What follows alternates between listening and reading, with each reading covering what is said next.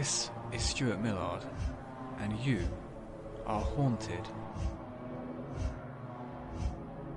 Thanks to everybody for sending in your real-life ghost stories and paranormal experiences, which I'll be sharing on here over the coming episodes.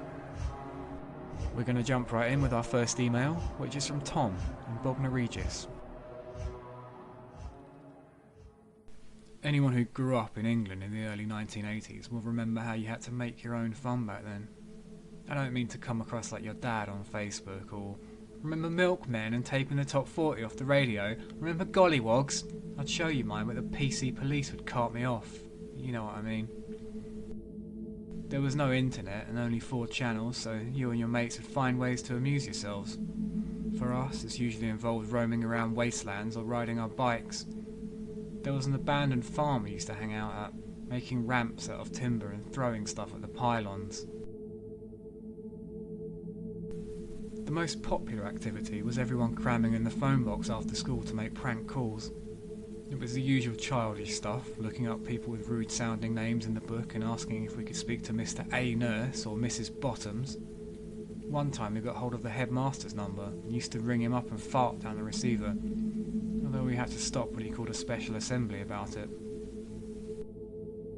Eventually, we exhausted all the funny real names and would order taxis for Mr. Piss or phone Childline, pretending to be other kids from our school and saying that our parents made us wash our hair in the toilet or eat out of a dog bowl. Obviously I wouldn't do anything like that now, but at the time it didn't seem so bad. I can't remember who came up with it, but at a certain point we started daring each other to ring the devil. We got it in our heads that his phone number was 666, and if you rang it you get a direct line to hell. Like most things at that age, it was ascribed to someone's older brother who knew a kid that had definitely gotten through and spoken to Satan. I don't even remember taking my turn, which is testament to how it obviously didn't work. 3 digits aren't enough for a real phone number, apart from the emergency services. There was that old joke where if you dialed 666, the police would turn up, standing on their heads. Anyway, some kids were scared just by the thought of it, by the idea that the devil might answer, like Bloody Mary or Candyman. And as I said, it didn't work, and one by one we went in while the others waited outside, only to quickly emerge with a shrug. Until Kevin's turn. From outside we heard him say a surprised, "Hello?" before he stood with the receiver up to his ear like he was listening. He was in there a good few minutes like that and didn't speak again until saying goodbye before hanging up. When he came out he was white as milk and refused to tell us what had happened, riding straight home without a word. We just thought he was joking, and everybody forgot about it the next day in school when someone said that Barry Brown, the weird kid from Mr. Render's class, drank a full bottle of matey every time he had a bath. I think it was the following Monday morning when Kevin got sent out for calling Miss Norris a dirty old bitch. You have to understand, he was such a quiet kid. I'd never even seen him get told off. He always had to be home before dark, and he was too shy to do any of the prank calls where you had to actually speak to anybody. At the end of term the year before, when we'd all gone in the hall to watch a video of Labyrinth, he'd started crying when Ludo got bullied by the goblins. He hadn't even taken the mickey because he just seemed so soft. It didn't seem right. Over the next few months, Kevin's behaviour began to change. He was still quiet, more so in fact, usually off in a corner by himself at playtime, just sat watching or gazing off into the distance. He didn't hang out with us after school anymore, and when we called round for him, his mum always said he'd already gone out. And some kid told us they'd seen him in the phone box. Around that time, George Hopkins from our class invited him over for tea.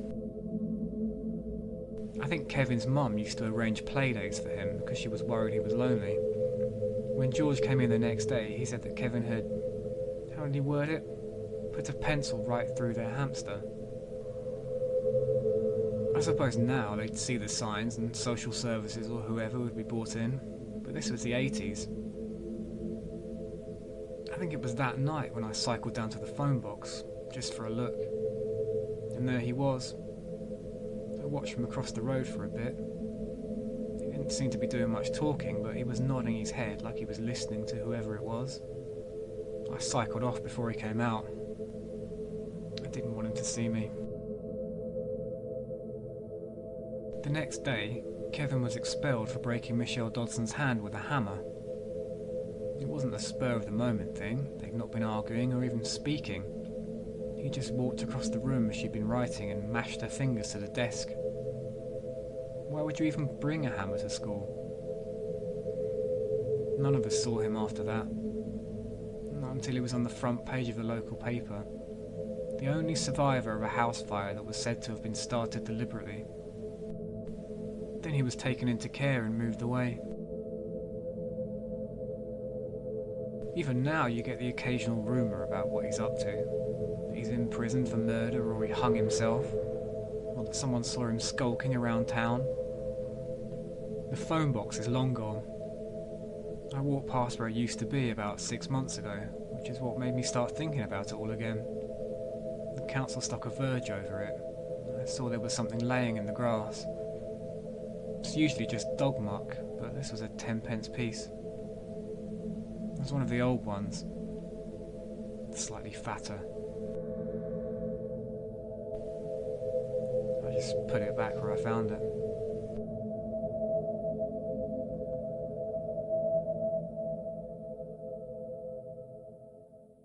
This next story comes from Ryan in Bexley. I've been living there about 3 months when it first happened.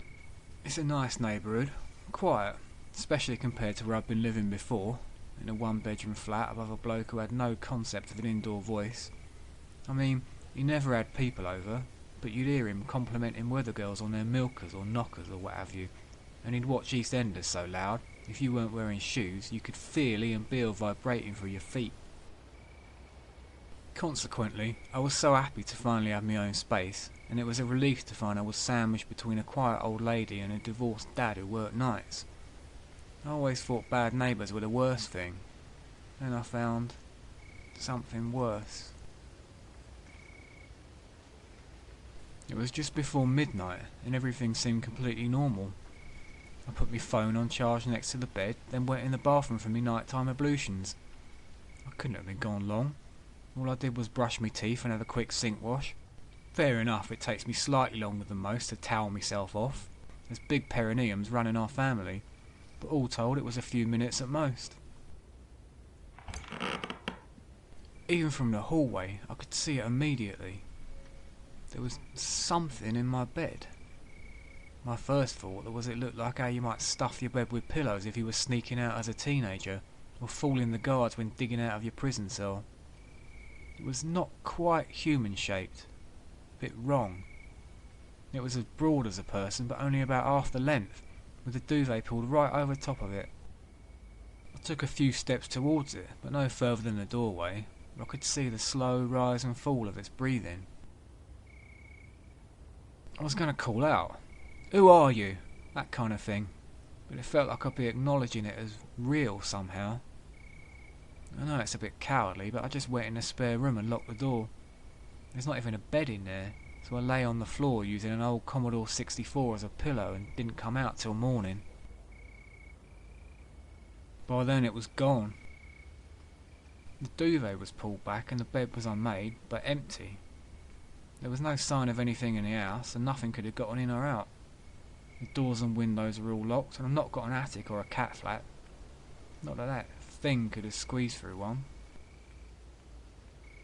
With stuff like that, something that can't have happened, over time I think you convince yourself you've made it up. It was a dream, or I'd let my imagination run away with itself. Everything seems worse at night, don't it? When you're alone and the streets are dark and empty, feels like if something came for you, who'd be there to help? But in the morning it felt silly. Maybe I had just imagined it. Still, I was nervous when bedtime came again. But nothing happened. Not for the next few weeks anyway. Then one night I came back out of the bathroom and there it was again. And over the next year I reckon this happened maybe 20 times. Whenever it was laying in there, I'd just go sleep on the sofa. If it weren't too cold, pull the seat right back and have a kip in my car. It's always gone by morning, and I don't think it ever leaves the bed when it's there, walking around and whatnot. In the end, I just sold up and moved. I'm back in rented accommodation, and I lost a load of money through the whole palaver. I just wanted to get rid of it. Except I'm not. It must have followed me to the new place. There's no pattern to it. Well, it's never more than a couple of times a month. I just put up with it now. Just accept it. Every so often there'll be a thing in my bed. I'll let it get on with it. Just hope that it's not still there when the morning comes.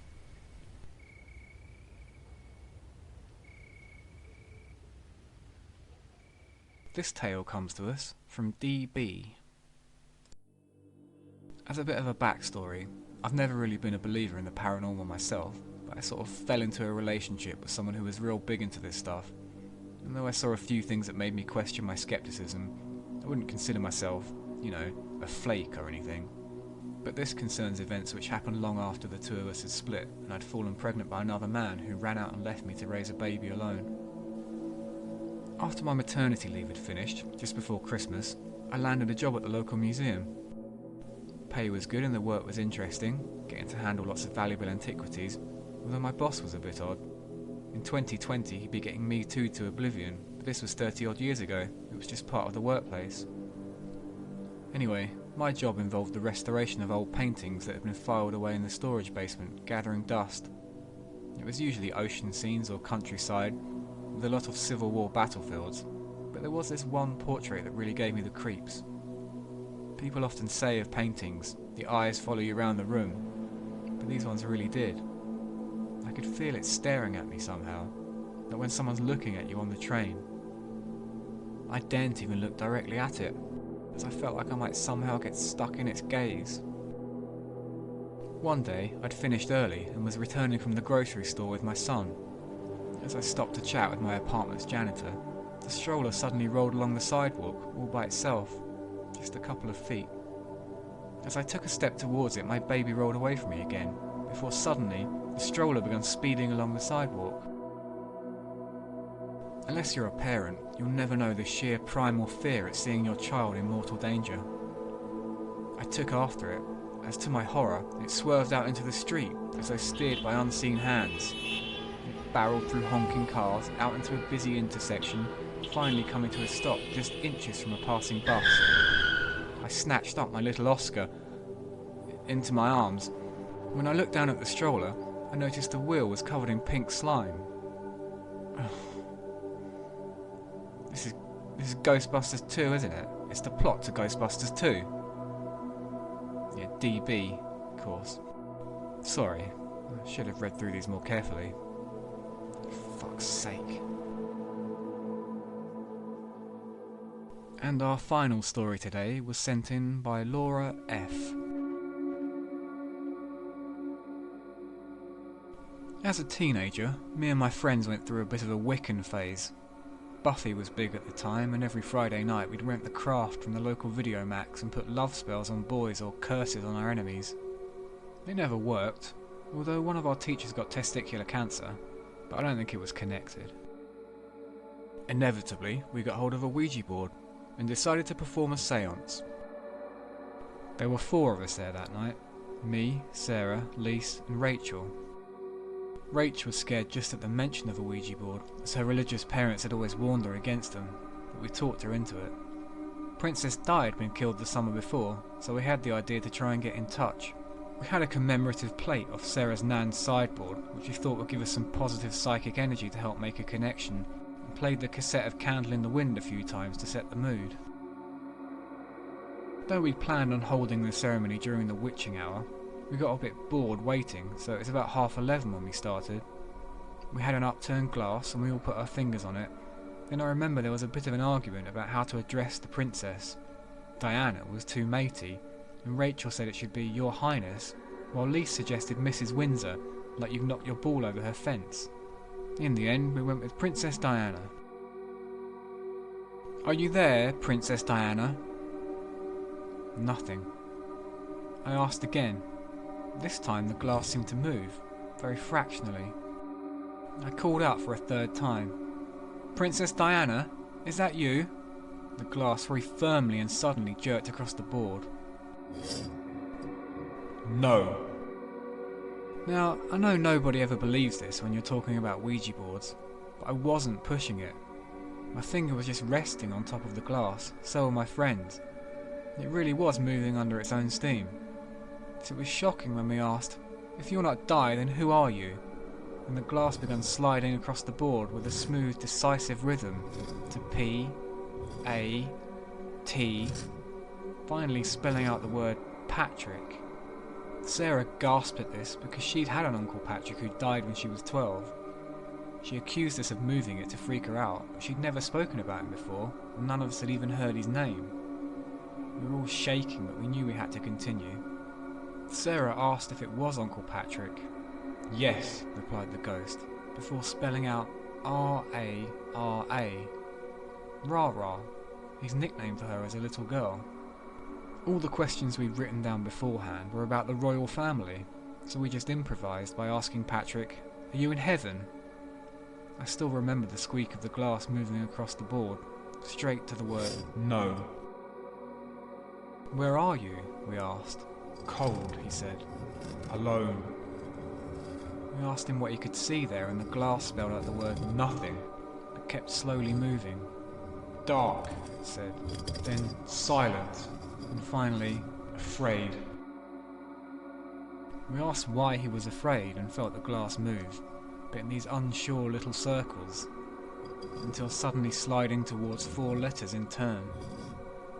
Help. By now, we were all shitting it, and whatever question we asked seemed to get the same responses. Dark. Alone. Help. Help. Whenever we asked how exactly we could help, it always returned to those same words. Dark, or afraid, or alone. After about 10 minutes of this, we'd run out of things to ask and weren't getting anywhere, so we decided to close it down. You have to shut it down properly, everyone says, or it's like leaving a window open for whatever's on the other side to come through. You don't want Jimmy Savile following you home. We told Patrick we were closing down now and we had to say goodbye. The glass started moving so fast we could barely keep our fingers on it. Don't leave me, He said, bouncing back and forth between the letters please, please don't leave me. and pleading with us. Stay. Help, help, help, help.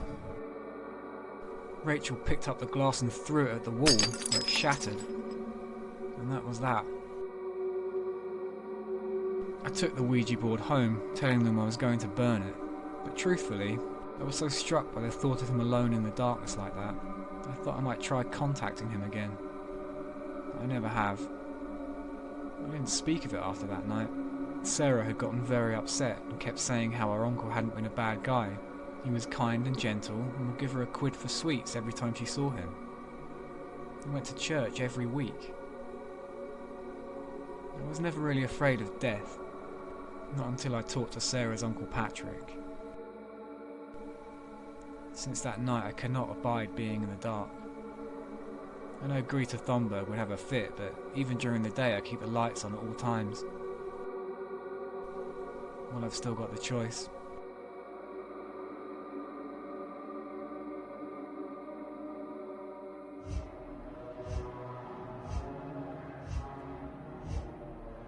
And just time for a few short ones. Harry the Tit from Plymouth seen a bicycle riding around town by itself at night.